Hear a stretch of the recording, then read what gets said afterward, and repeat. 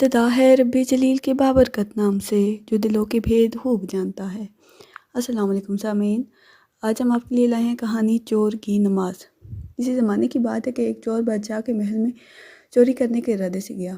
رات کا وقت تھا اور محل کے ایک کمرے سے بادشاہ اور اس کی بیوی کی گفتگو کی آواز آ رہی تھی۔ وہ کھڑے ہو کر سننے لگا، اگرچہ ایسا سننا غلط ہے، ناجائز ہے، چوری ہے، لیکن چور تو چوری ہی کرنے آیا تھا، تو اسے سننے میں کیا چیز مانے ہوتی، آخر وہ چور ہی تو تھا۔ اس چور نے سنا کہ بادشاہ اپنی بیوی سے کہہ رہا ہے کہ میں اپنی بیٹی کی شادی ایک ایسے آدمی سے کروں گا جو نہایت متقی و پرہیزگار ہو، اللہ والا ہو۔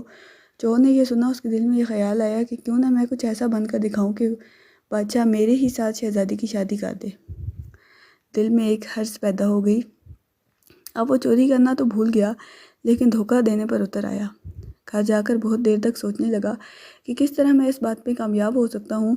پھر ایک تدبیر اس کے ذہن میں آئی کہ بادشاہ کے محل میں قریب ایک مسجد ہے، اس میں جا کر بزرگانہ لباس پہن کر ان کی وضاقتہ اختیار کر کے وہاں دن رات عبادت میں مشغول ہو کر بیٹھ جاؤں تو شاید یہ بات بادشاہ تک ضرور پہنچے گی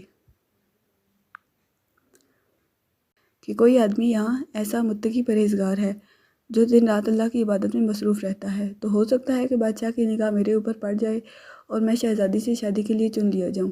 یہ سوچ کر چور کا ایک نہایت حقیر اور ذلیل دنیاوی مقصد تھا جس کے لیے اس نے یہ ارادہ کیا۔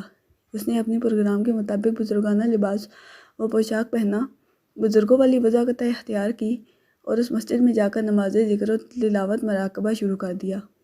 دن گزرتے رہے اور لوگوں میں شہرت ہوتی گئی کہ کوئی اللہ والے بہت بڑے ولی یہاں آ گئے ہیں جو دن رات عبادت کرتے ہیں، یہاں تک کہ یہ بات بادشاہ تک پہنچی کہ یہاں کوئی اللہ والے آ کر بیٹھے ہیں، جوان زہد و عبادت میں لاجواب، تقویٰ و طہارت میں بے نظیر۔ جب بادشاہ کو یہ معلوم ہوا تو انہوں نے اپنے ارادے کے مطابق غور و فکر شروع کر دیا کہ شہزادی کے متعلق جو سوچا تھا اس کے لیے اسی کا انتخاب کیوں نہ کر لیا جائے۔ بادشاہ نے اس سلسلے میں گفتگو کے لیے اپنے وزیر کو بھیجا۔ وزیر اس شخص کے پاس مسجد پہنچا اور باادب ہو کر اس سے کہا کہ میں آپ کی خدمت عالیہ میں بادشاہ کی طرف سے ایک پیغام لے کر آیا ہوں۔ اس نے پوچھا کہ کیا پیغام ہے؟ وزیر نے بتایا کہ بادشاہ نے کئی سال پہلے یہ فیصلہ کر لیا تھا کہ وہ اپنی جوان بیٹی کا نکاح ایک ایسے شخص سے کرے گا جو بڑا متقی و پرہیزگار ہو، اللہ والا ہو، اور وہ اس کی تلاش میں تھے۔ ان کی نظر انتخاب آپ پر آ کر رک گئی ہے، لہٰذا بادشاہ نے مجھے بھیجا ہے کہ اس سلسلے میں آپ سے گفتگو کروں۔ یہ شخص جو دراصل اسی تمنا و آرزو میں بیٹھا تھا بہت دیر تک وزیر کی گفتگو سنتا رہا۔ اس کے بعد اس کی آنکھوں سے آنسو جاری ہو گئے۔ وزیر نے پوچھا کیا بات ہے؟ تو کہنے لگا کہ آج جو پیغام لے کر آپ آئے ہیں یہ پیغام مجھے منظور نہیں ہے۔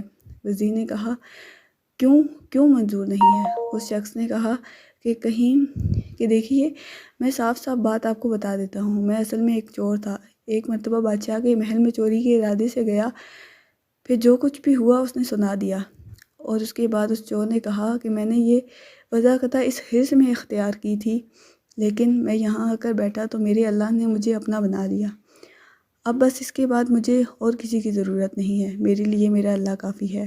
بے شک جب عبادت ہو جائے، نماز ہو جائے، ذکر ہو جائے اور ہماری دیگر عبادتیں واقعی عبادتیں ہو جائیں تو بے شک یہ نمازیں اور عبادتیں انسان کو برائیوں سے روکتی ہیں۔ امید کرتی ہوں آپ کو ہماری کہانی پسند آئی ہوگی۔ پسند آنے پر لائک کا بٹن ضرور دبا دیجیے اور ہمارا چینل ضرور سبسکرائب کر لیجیے۔ تھینک یو، اللہ حافظ۔